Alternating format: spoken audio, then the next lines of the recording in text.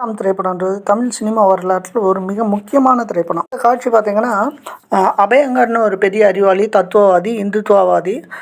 அவனுக்கும் சாகித் ராமன் ஒரு தொல்லியல் ஆய்வாளர், இந்துத்துவா பக்கத்தில் மெல்ல சாருகிற ஒரு நபர்.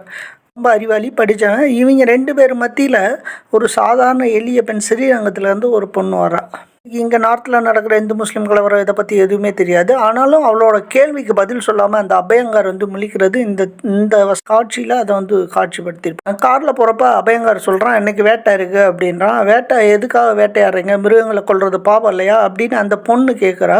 உடனே அந்த பொண்ணுக்கு அந்த அபயங்கர் பதில் சொல்கிறான், எல்லாம் ஒரு சந்தோஷத்துக்காக தான் அப்படின்றான். அதுக்கு இந்த பொண்ணு சொல்லுது, மிருகங்களை வேட்டையாடுறது நம்ம சந்தோஷம்னா நம்மளை வேட்டையாடுறது மிருகங்களுக்கு சந்தோஷம் இல்லையா அப்படின்னு அந்த பொண்ணு திரும்ப கேள்வி கேட்டும் இல்லாமல் அதை நிறுத்தாமல், உங்கள் குழந்தைய ஒரு ஓனாய் தூக்கிட்டு போயிடுச்சானா அதை சரின்னு வைங்களா அப்படின்ட்டு பதில் சொல்ல வழி இல்லாமல், ஓனாயோட நியாயம் ஓனாயாக இருந்து பார்த்தா தான் தெரியும் அப்படின்றான்.